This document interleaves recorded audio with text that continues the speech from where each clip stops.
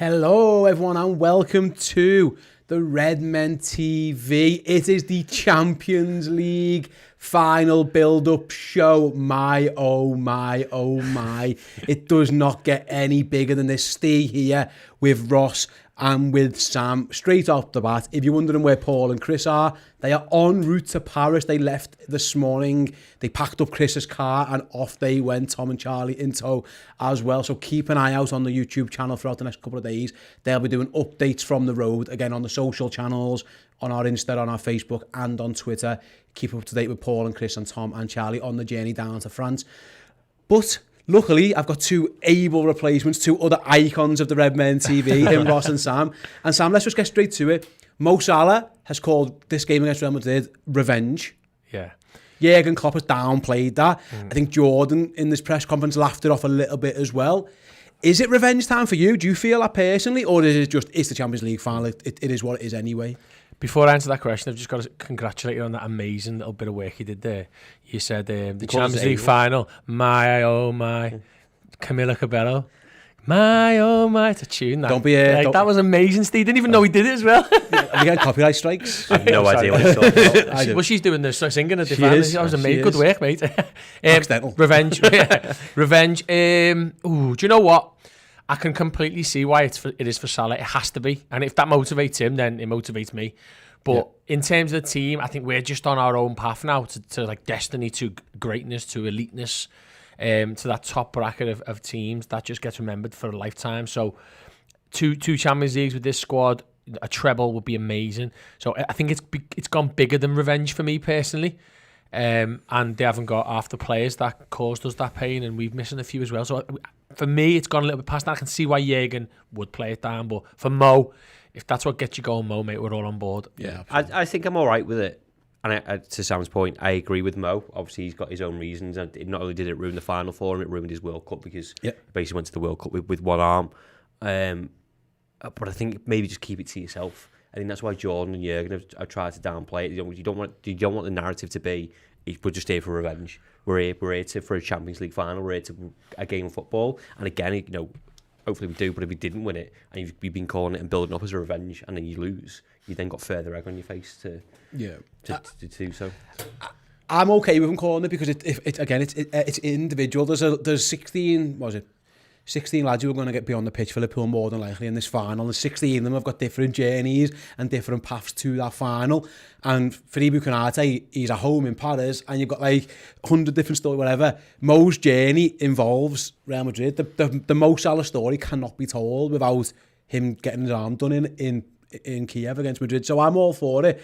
It was kind of interesting though, Sam, that Jurgen and Hendo did downplay it a bit. Jurgen said, don't really believe in revenge. I'm not that type of person. Hendo was like, yeah, we've had a little bit of a laugh. You've almost taken the piss out of Mo. It feels nice that even in like the biggest moments, like they're all still having a bit of a josh with each other. But they're not saying to Mo, you're wrong, you can't think that. They're just saying, no, actually, we're not like that. But each to their own.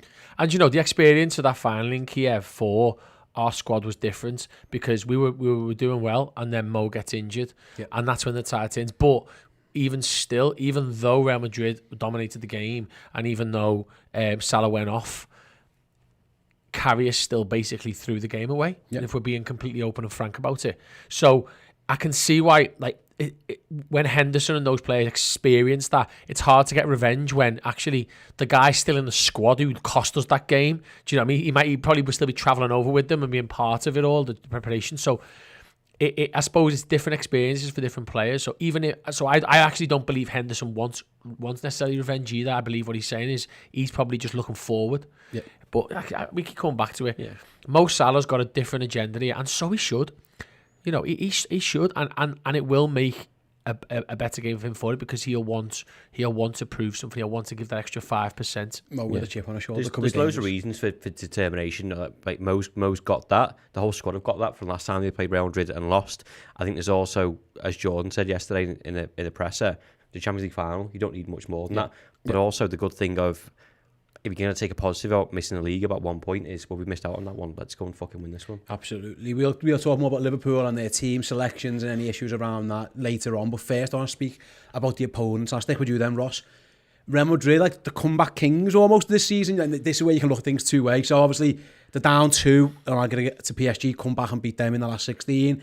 They're 3-0 up against Chelsea, and all of a sudden they're 4-3 down pretty much on aggregate, and again have to come back. It need the 80th minute goal and an extra time goal, isn't it, from Benzema again? The chaos of the semis against Man City, where they're a minute from being out, and all of a sudden they're ahead in extra time. There's either a confidence from a Liverpool point of view, depends on which way you look at this. They've been got at, and teams have got at them, and they've needed 2 games to come back from it. Yeah. Or the flip side is, they are this team of destiny who just finds a way and no matter what, where there's a will, there's a way, we'll sort it out. Which of those camps do you feel in looking at Real Madrid? Both, because I know full well if that was Liverpool and we were making all these comebacks, I'd be like, it's our destiny. Like, the name's on the trophy. Yeah, the name's on the trophy. Like, we know, we've done this too 2005, yeah. But like, I was watching the overlap this morning, and Carragher was saying, like, you know, Man City, that game should have been done in the first half. There's only so many times you can ride your luck, or, you know, do it inside 90 minutes. Like you said, they need that second game to get going.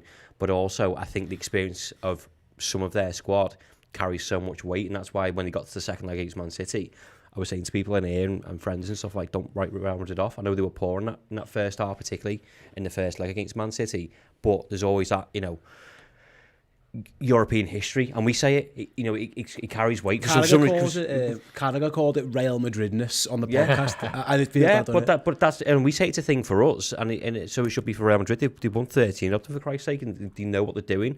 Benzema's been in terrific form past, I don't know, 6, 7, 8 months maybe. He's been phenomenal. So he's dragged them up. They have injection of youth which they can bring on. And Camavinga's been excellent when he's gone as a substitute and changed games. That's why Ancelotti's still a top manager. That's why he left Everton, because he's like, I'm not working with crap. He goes there and himself has got the experience knowing what to do. Absolutely right. Again, looking at let's do the positive. If you're looking at it from a Liverpool lens, then Sam, good teams have managed to score a lot of goals past them. PSG, like I say, get the 2 against them there. Chelsea get loads of goals against them as well.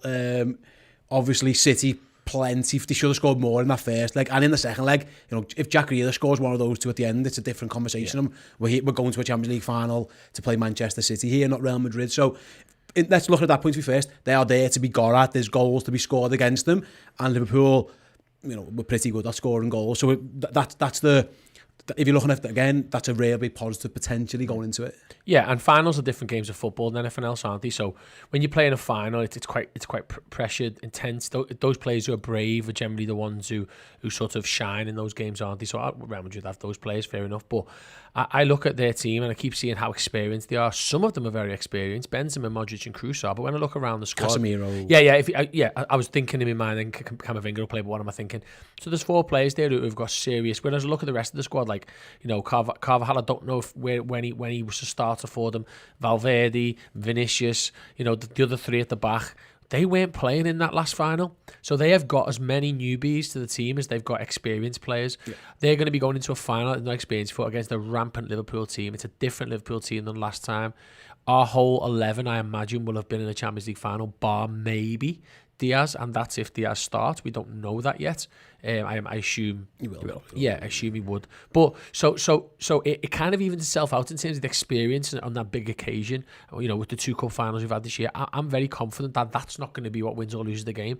And the moments thing, I think it's as much down to game management as it is amazing luck or whatever. I mean, if you look at the goals conceded especially from Paris, I mean, come on, it was shocking the way they managed that game, and we can just learn from that. Yeah, and I think Klopp said it, didn't he? He said, well, they've played 2-minute games 3 times or something like that.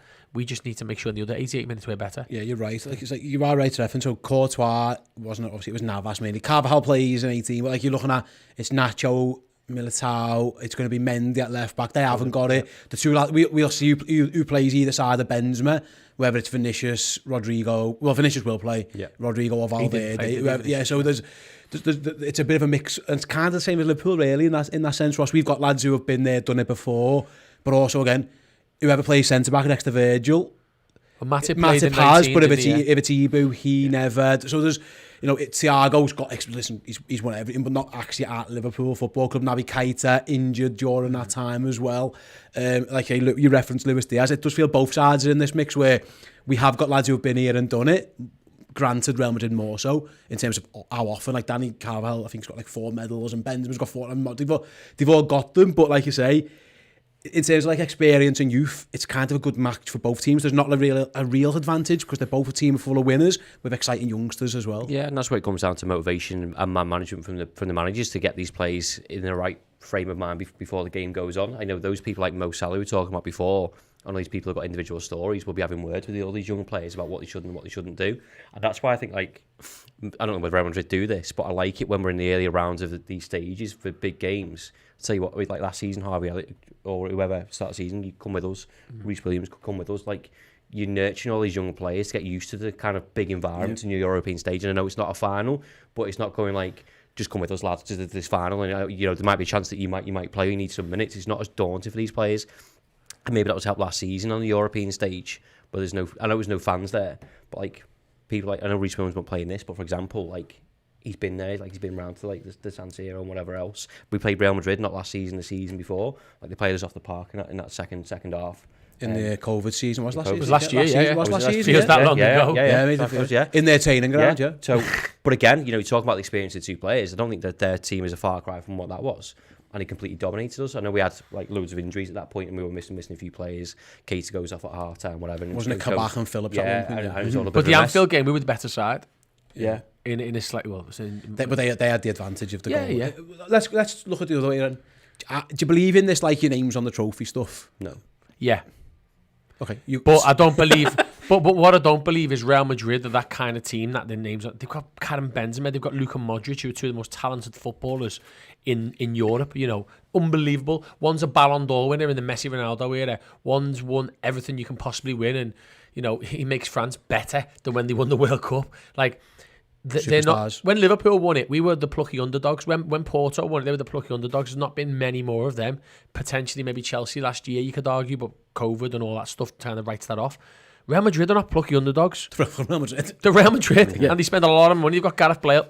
You might as well be Gareth Bale. Gareth Bale playing golf on $500,000 a week. I mean, come on. Hazard as well. Hazard, yeah. What's he? He's probably just caddying for him, yeah. Yeah, he's injured at the moment. Right then, let's look at the threat of Madrid then before we focus on Liverpool. The front three. And what's interesting against Real Betis last weekend, if you think that Carlo was maybe getting his team ready, it's interesting that he goes Benzema, Vinicius and Rodrigo. He starts Rodrigo. He obviously plays Valverde there and then brings Rodrigo on to have the impact. That's as good a front three as you're going to get on Will Footy really at the moment. But we know Benzema, we don't have to go on too much about Karim Benzema. He's the Ballon d'Or odds-on favourite for a reason. Yeah. He scored tons of goals this season. What a footballer he is. Leading Real Madrid, captain, all that. He's unbelievable. Vinicius, we saw him first and in them games last season, he was unbelievable. Yeah. We've seen, and City felt the Vinicius impact a bit at times as well. And of course, Rodrigo, the new, what was it called? The upstart kid who's just coming on like a house on fire recently. Like that's a big threat to Liverpool. Liverpool's defensive record is very good, Ross, with those three starting there. Like that's a huge threat for Liverpool. You have to be wary of. And I think as soon as we got through to the final, all the talk, particularly from Liverpool fans and maybe opposition fans as well, was Trent and Vinicius. Yeah, that's where the big chat was, and like, oh, he's going to own Trent and whatever, and the old Trent can't defend thing. But I think Liverpool need to look at the Man City example of when he played and obviously when we played them last season of how to counter that. And obviously in that game that we played, I don't think we had Fabinho at that point, but it's Fabinho, Jordan Henderson, who I think might start this game. It's their role to fill in. You know, we're sick and tired of having this argument of Trent can't defend or Trent's out of position. He gets told to play right wing. The flip side is that on that, this is an interesting situation, Ross. Do you change your game plan? Or you know what, we're Liverpool and we win because we do this, and you put your best foot forward and say, if that means that Vinicius might be able to get away sometimes, it's someone else to cover it. Or you say to Trent, and we did this against Anthony Gordon in the derby. Jürgen even said we told Trent just to drop 5 yards. Yeah. So we've done it to Anthony Gordon. I mean, like, Vinicius deserves that respect. Well, that'd be interesting for what the tactics. But I don't think you have to do it for the whole game. I think you pick your moments, and you use your communication in the team and go, like, listen, Fabinho, Hendo, I'm just going to go up for 5 minutes. Just go make sure you cover me when he's there. It's about in-game management for this, and I think at times you can say we lack that, or Jurgen Klopp's just told him to do differently. But I think this thing, opposition fans of Trent's always out of position. He gets told to be as far and wide as he can, or even this time of the season inside Mo Salah, so he can help Mo Salah play his game and take a play away from him. That's what we have to do. And Vinicius will have to worry about Trent and Salah. Both going the other way at the same time as well. So, it's be a really interesting. On the other side, battle. Sam, the Rodrigo versus Robertson's an interesting one because teams don't really target Liverpool's left. There's obvious reasons. There's the best defender in the world plays on that side, and of course Andy Robertson's more than good enough a defender as well. But Real Madrid, I think they will target the right, their left, our right, because why wouldn't you? That's what everyone does it, trying to hit it over Trent, stay away from Virgil. But Rodrigo's had a superstar impact for that team. He's the reason now that we're playing them pretty much in this final, or one of them. It'll be interesting to see how he's going to be a young kid with no fear. Like, he won't fear Virgil van Dijk. He'll be like, bring it on. Yeah. Again, I'd still back Virgil in any battle in anyone, but like, they're not gonna shy away from using that side like other teams have done. Yeah, I think as well, when you look at the pace difference between the two, Rodrigo's quick, but he's not rapid. Vinicius is in that just below Mbappe rapid. He is sort of fast. He's very quick. Do you know what I mean? It's the same as with Diaz. He's very fast. Like, once he's gone, you're struggling. So I actually think that what our team will do is, whereas Man City play a high line, don't they? But they play the high line and they play on the turn. So what that means is that when the ball gets played, they're all on the turn to get back, which was why they recover quite well, to be fair, especially with Walker. We don't. We play a high line and we step through. So I don't think Vinicius and Rodrigo have played against the high line like ours before. So it might be, as Ross said, it might be about adapting the game plan to deal with both of those sides at different stages of the game. So it might be push really high, let them get offside loads of times, right up the pitch, try and squeeze a couple of goals, and then we can sit back and almost give them that. So I'm not worried. To be honest, I'm not worried. There's wingers just as quick as Vinicius in the Premier League, and we played them in the Champions League. They're going to get through at times. So I'm not concerned too much. Rodrigo, very good young talented player, but I don't think he'll play anyway. You think he'll play Valverde? I think Valverde, because they've got to be pragmatic. They can't play two young wingers who are just going to let Trent and Robbo run wild, because we'll just get overloaded. Yeah, fair enough. And then obviously Benzema talks about himself. Right, we're going to talk more about Real Madrid and their midfield after break, as well as how Liverpool could line up. Before we do that, first of all, we've had a super chat from Le Chill, £20. Thank you very much, my pal. Awesome. Says, I want to say to all the team at Redmen, a big thank you for all your content and hard work this season. You keep us believing with your upbeat positivity about the culture of Liverpool. Get yourselves a few beers on me. Thank you very much, my mate. That's absolutely great to see. And yes, we will. Me and Ross will spend that 20. We're doing the watch along this weekend, so we'll bring a beer or two along with us. Right, then we are going to take a quick break. Before we do so, I've got a trivia question for you guys and everyone at home as well. So if you're in the Discord, chat one of our club legends, or you're watching live on YouTube, use the live chat. It's a two-parter. There are two answers to this question. Who was the last player signed from Real Madrid? Who was the last player Liverpool signed directly from Real Madrid on a permanent deal? And part two, who was the last player we sold to Real Madrid on a permanent deal? I'll give you a clue. There are no loans. It is not Nuri Sahin. These are permanent deals. Last player we signed directly from Madrid, and the last player Madrid signed directly from us. We'll be back after this quick break with the answer to that question. One other man I want to talk about in that Madrid team, Jamie's Camavinga. 19 years old. He looks like he's got absolutely everything, and he's won. Again, they're bringing him into the big games to make changes. He's one to watch out for. I think everyone kind of knows this at this point, but he's a star in the making. He is, and we watched him. I was alongside Thierry Henry, and he's like, he doesn't even get in the French squad. That's what he said to me. It just shows how strong they are, whether he's just on the bench at the moment or trying to get into it. But I mean, I'm almost glad that he's not starting. I don't think he'll start. I think it's almost he'll make that change in the bench, Ancelotti, and I'm happier about that. I must say. It's just really interesting when we talk about that, how great that midfield is. That midfield wasn't on the pitch at the end of the game. Yeah. When they lost, when they won to beat Man City. And you think, how could that possibly be? But it just shows you that those players, certainly Kroos and Modric, might struggle to last 90 minutes or 120 minutes. Maybe a little bit like the situation we have with Jordan Henderson right now, where Jordan actually looks like he's a 70-minute player, or he comes on for the 20 minutes. It's either one or the other. And maybe they're in that boat at the moment, where their two players have been there for so long and done so well. But what happens from the bench, I think, will decide the game. because of 5 subs. And how many times has Jurgen won the game for us this season in Europe from the bench? And that's why I'm convinced if we can get everyone fit and available, I think we've got enough on the pitch and enough on the bench to make the difference to beat Real Madrid. I think we're a better team and I think we're a better squad. It's just whether they have that mad moment that they've had all the way through the tournament and they've got that Real Madridness about them again, or where something happens because they are Real Madrid.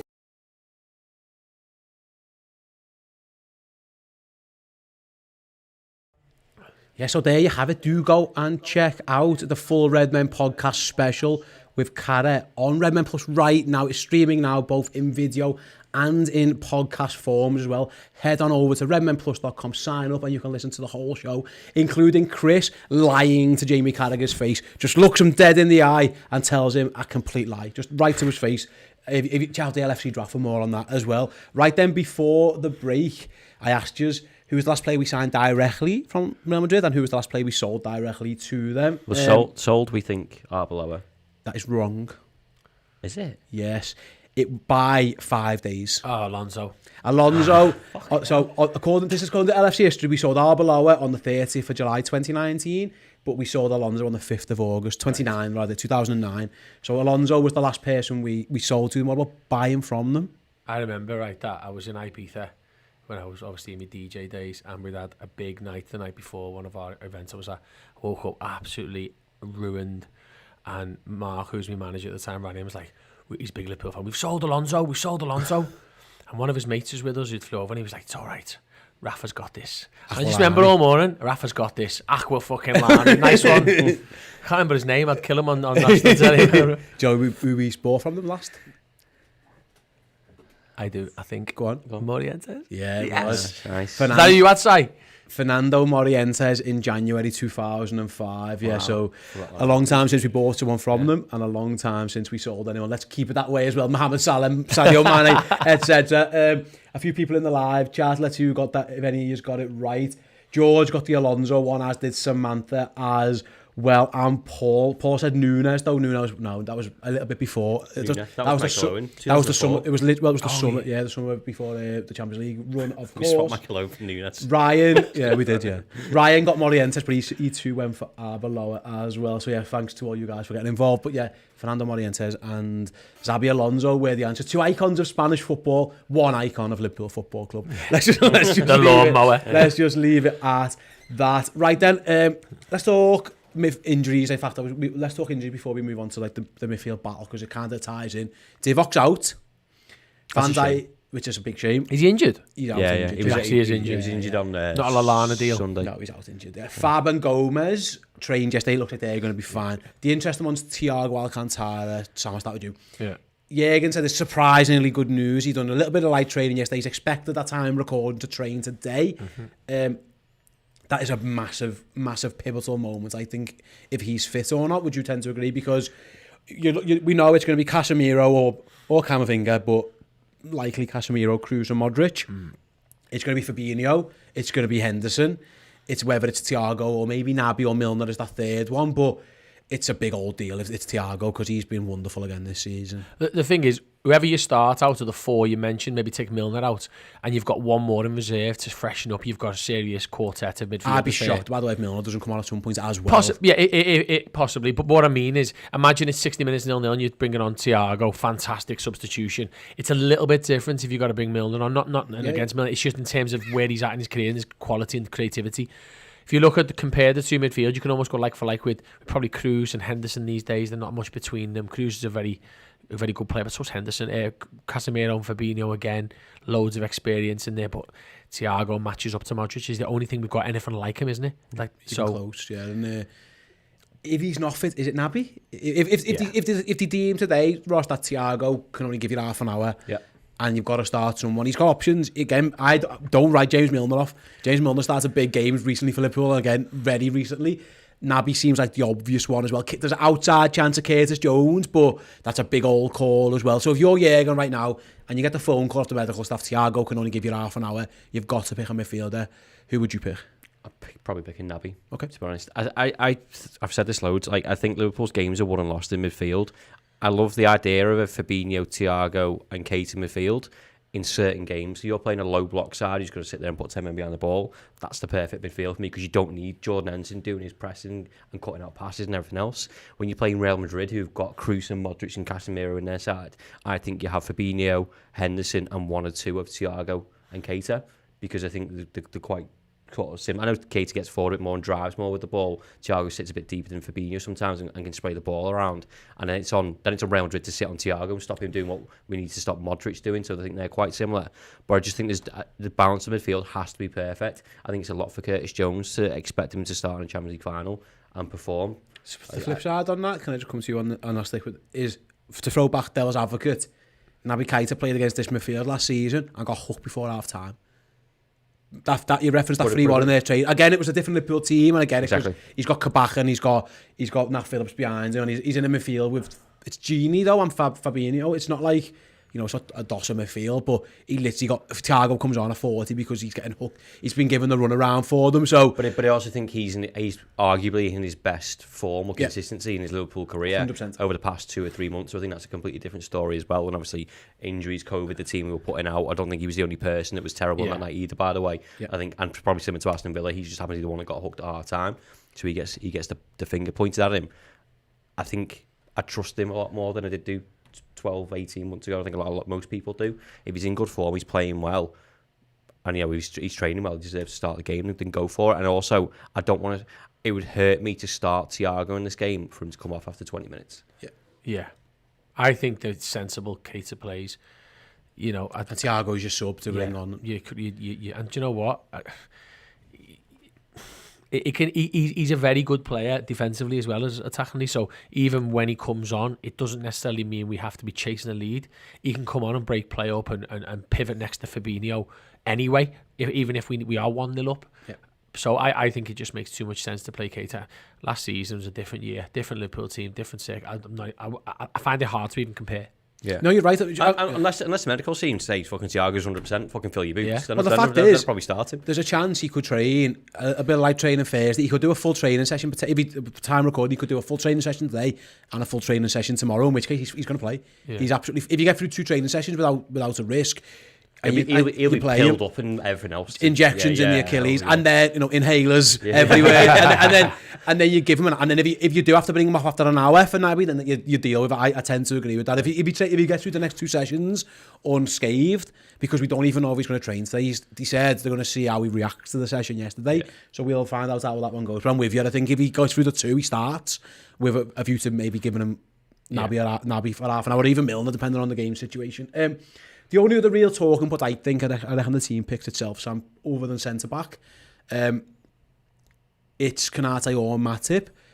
Does Konate's performance against Wolves stand against him here? Because he Raul Jimenez did give him a run around a little bit, and he's going to be up against a big physical striker again, a better one than Raul Jimenez in Karim Benzema. Does that give you any food for thought that maybe... Because I've always thought he would go Ibu, but now I'm starting to think, I wonder if he just goes back to the experience of Joel Matip, been there, done and got the t-shirt. I think Jimenez is more physical than Benzema, though. I think the league, he's a monster in the air. Like, I don't just mean like off crosses and stuff. Just in general play, he's brilliant. Really annoying that, wasn't it, on Sunday?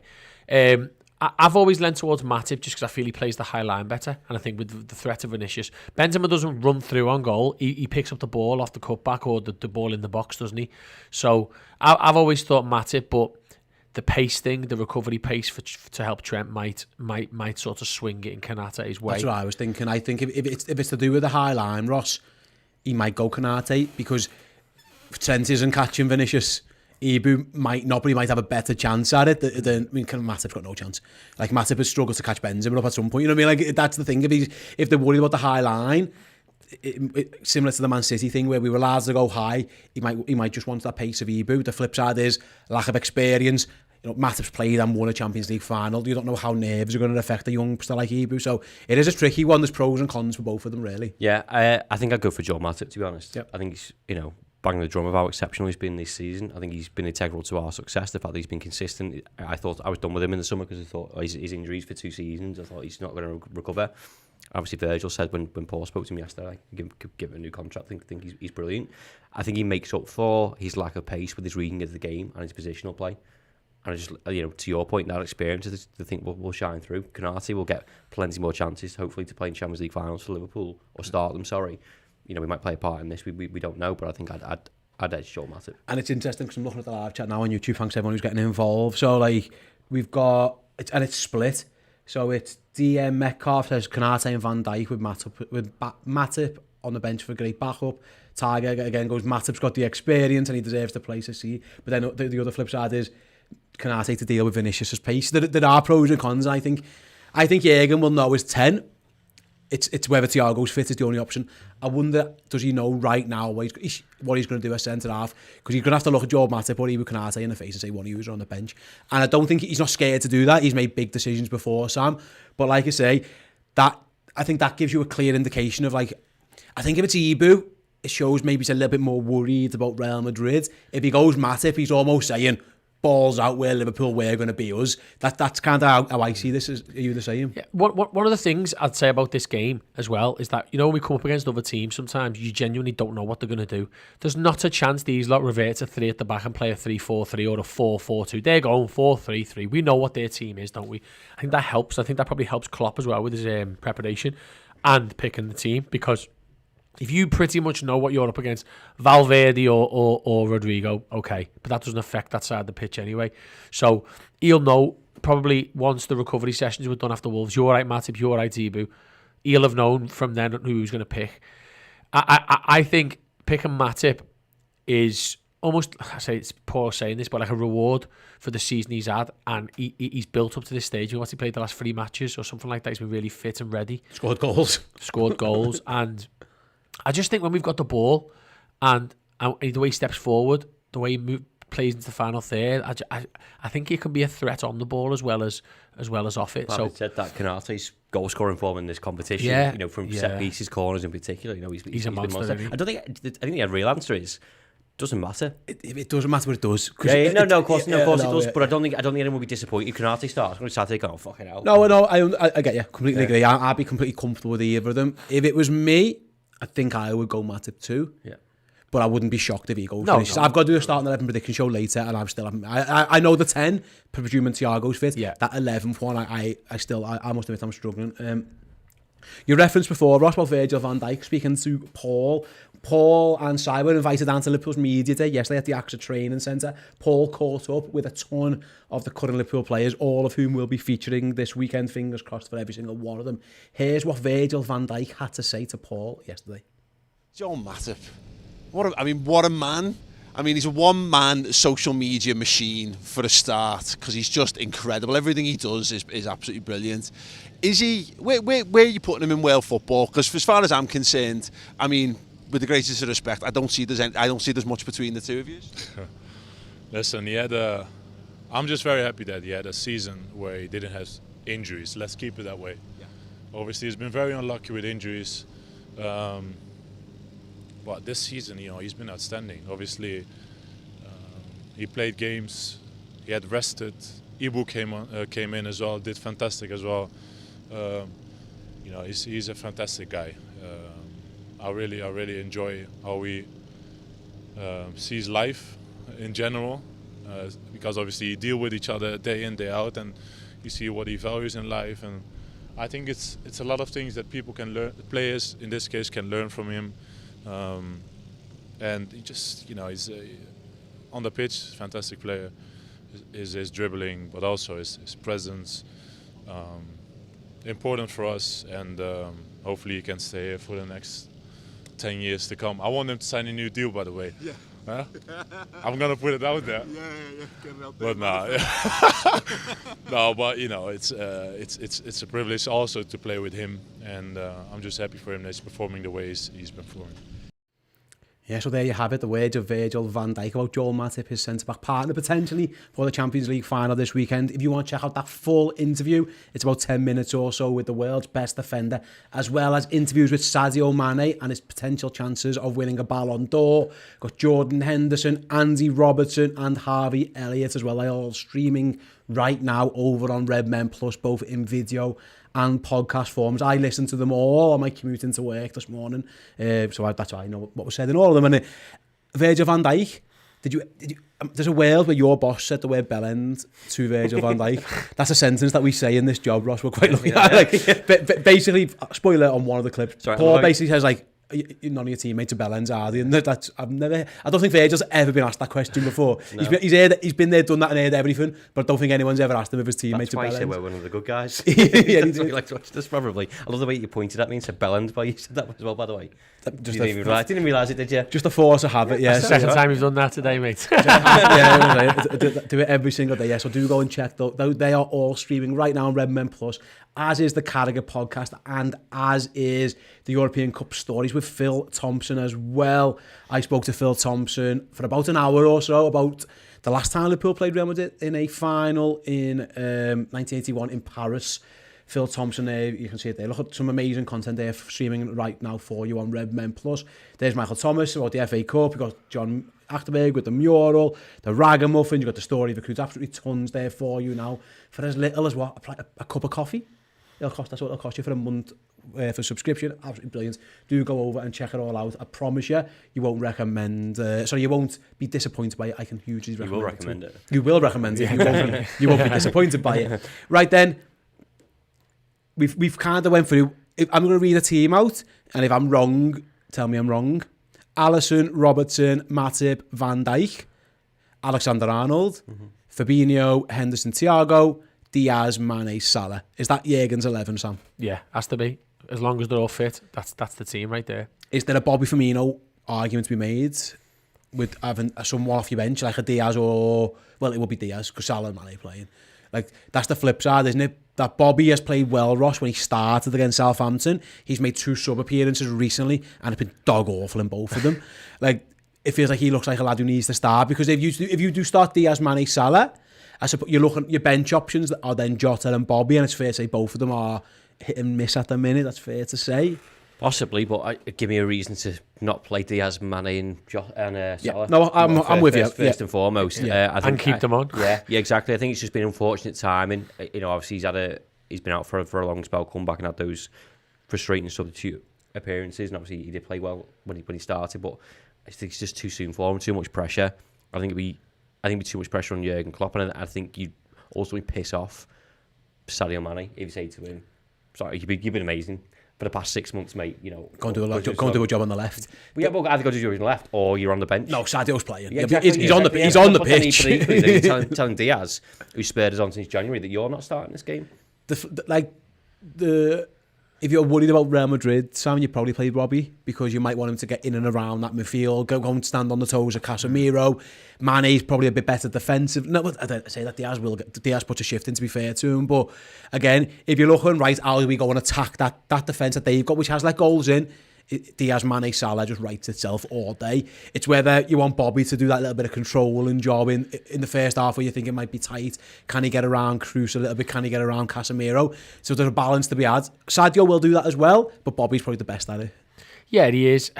I think maybe if Bobby would have played another 90 minutes in a big game since he's been back, if he'd have maybe, I don't know, if he'd maybe played well on Sunday. He was shocking. He was terrible. He gets an assist though. He does, yeah. for Robbo. But again, they're all different types of games. I mean, don't get me wrong, if Real Madrid are winning 1-0, it will become Atletico Madrid. They'll swap places with their City sakes. But I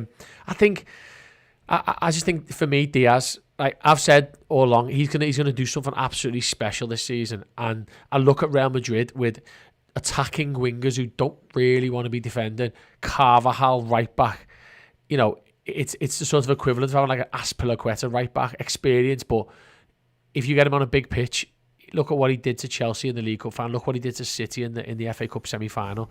That's the kind of performance I'm looking at from Diaz. Salah has to play. There's just no two ways about it. And so does Mane. He's the form number 9 in our league right now, as in number 9, last 10 games or so.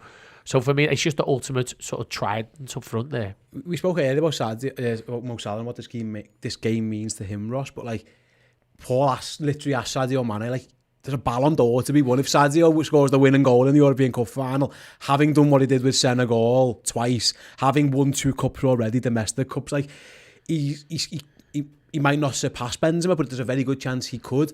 And if I'm Sadio Mane, I'm licking my lips at the thought of it isn't Varane and Ramos this time. You know, it's Valverde and Militao. Sorry, it's Nacho and Militao. Good players, don't get me wrong, good players. But again, reference it before, there's been goals scored against both of them. Sadio, if he is number 9, which he probably will be, should be licking his lips. Yeah, well, you talk about narratives and stories as well. He scored in the 4 years ago in Kiev, and we didn't win the game, so you might feel a bit aggrieved. He tried so hard to get his back. Of all the people, as soon as Mo goes off in that final, Sadio did pick the baton up, and he really did. And he's capable of doing it again. In fact, I think he's probably got a better argument than Mo Salah for all the reasons you just said. If he scores a goal in this game, he wins it.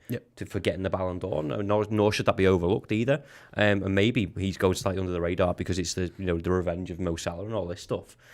I'm fine with any of it. Just play the game for Liverpool, which I'm sure they will do. If they get the Ballon d'Or afterwards or they get more rewards or whatever afterwards, that's fine. Just do the job on the pitch for Liverpool first and foremost. Yeah, let's go back to midfield then. Sam, we had a conversation earlier, but Fabinho hasn't played since he hobbled off at Villa Park. I was there, and when I saw him go down, I remember thinking, he's going to be touching over the final. You just get that sense sometimes, and now it looks like he's going to play. He has trained. Again, if you check out the socials, there's a clip. Ross, even on TikTok, Ross made a nice TikTok. What song was it you put to it? Was it I Like to Move It or something? No, it's a slide thing. Cha-cha was it or something? Yeah. So you can see Fabinho doing the cha-cha slide over on our TikTok account. He was back in training, good news, but he hasn't played footy for a while, and now Sammy's got to go and play against, again, former Ballon d'Or winner, Toni Kroos, who's been there, done that one absolutely everything, Casemiro as well. It's to be dropped into that game isn't going to be easy for Fab. He's going to have to get his boots on. I referenced the Villa game. He was bad in that. Before he went off, he was poor. He's had a couple of stinkers. For the overall season, he's been excellent. But again, that isn't just easy to go, not play for a couple of weeks, bang, go and play Real Madrid. Well, do you know what? He looked really fatigued in that game. He has done at times this season look tired in games, where, because he's a big lad, if you're a bit tired, you can get skinned by those sort of little, low sense of gravity midfielders. Real Madrid haven't got them. Modric used to be one of them, but now he's much more of a one-touch, caress the ball across the turf. Yeah. I would back Fabinho to be able to do his job in this type of game on the transition, stopping it, because he's not dealing with Bernardo Silva or your Ruben Neves and those type of players who can just skip past you at pace. So I think it's the type of challenge. And do you know what? The 10 days or so he's had off, it's not even been 2 weeks, has it? Will it? I don't even think it's been 2 weeks, has it? It's been just literally 2 weeks, Tuesday, wasn't it? So it's just literally 2 weeks since he's been out. That might have done him good. All right, he's got a rehab, but he's probably needed that little break. Listen, when we won the last Champions League, we had 4 weeks off to think about not winning the Premier League.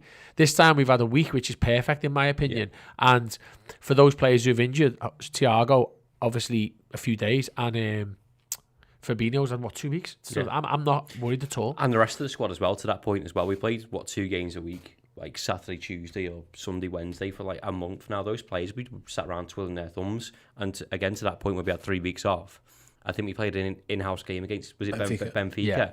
There's no reason to say that we might not, maybe not with another team, but we might do 11-11 in training today. He'll need or tomorrow, because he's going to need that to get him up. Because it'll be 18 days since he hobbled off at Villa Park by the time the final kicks off. Similar kick-off times, obviously. So yeah, you are right.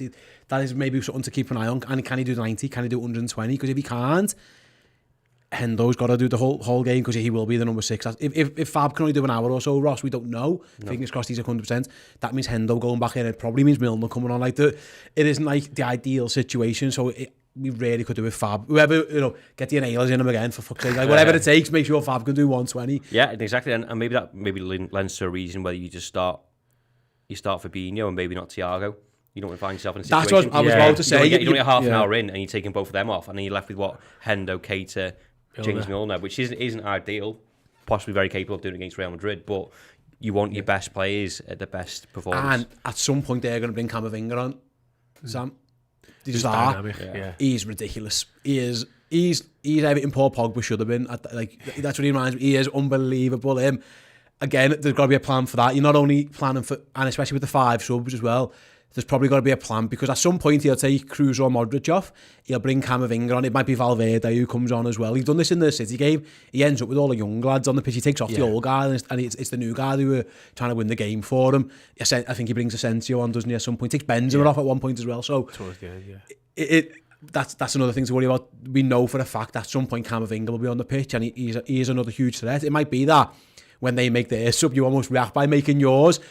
Fucking hell, it's Camavinga, right, Naby or Milner, just go and fucking run round after them for half an hour. And I think we can also change our shape. We talked before about the way Thiago slots in with Fabinho. If Thiago was to come on, then maybe we just slightly go to that sort of system we have with two or a little bit deeper. Yeah, not quite 4-2-3-1, but I know exactly what you mean.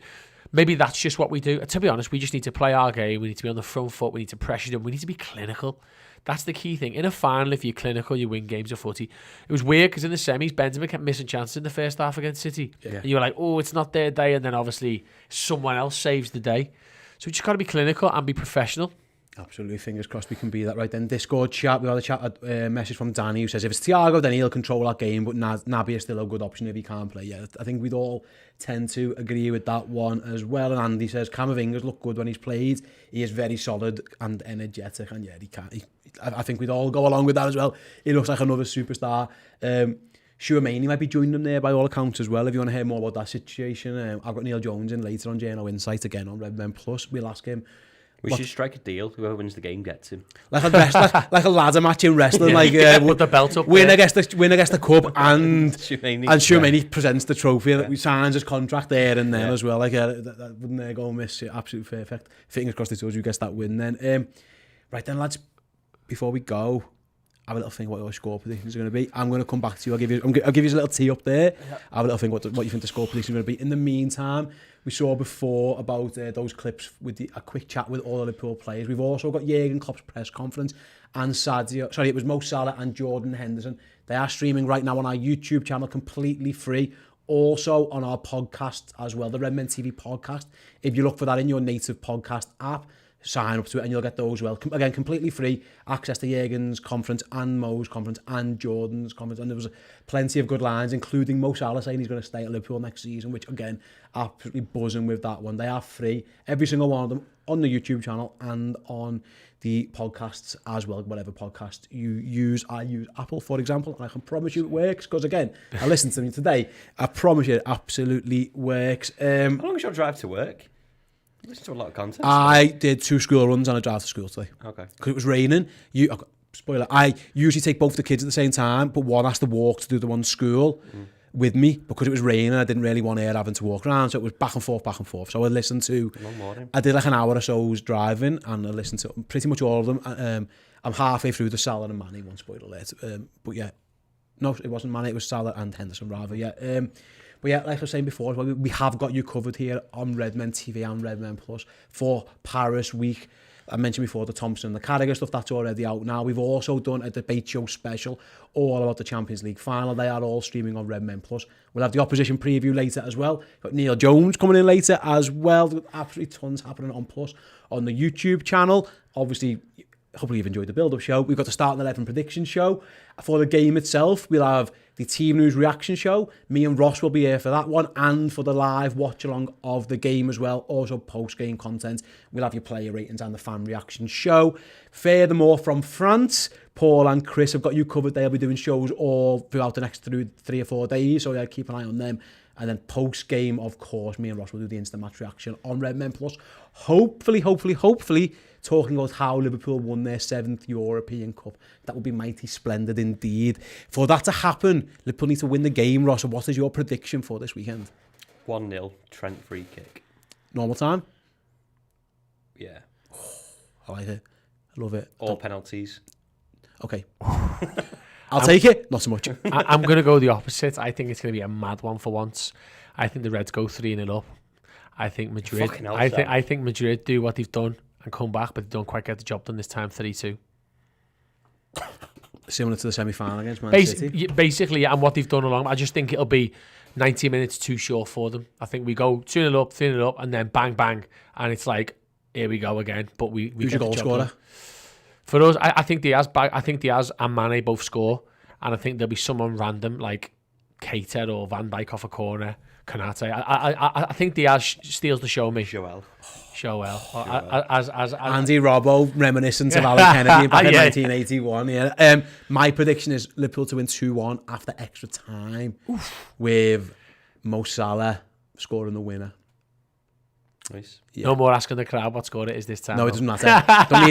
No one needs to know. You'll know the score, Mo. You'll know the score. But yeah, that's what I am going for as welcome your comments then. So we've got Gargoyle, nice name, 2-1 or 3-2 to Liverpool. Yeah, you're expecting a big one. So is Jason, 3-2. He's like you, Sam. He says there's guaranteed goals in this game as well. I think Pajak's the same as you. Pajak think it's going to be mental. Yeah. I think both teams are going to be tired, and I think it's going to be cagey. So that's why I'm going for the I would say that, but I think when you get to a final, every player will be just cautious of not making a mistake, or I don't think there is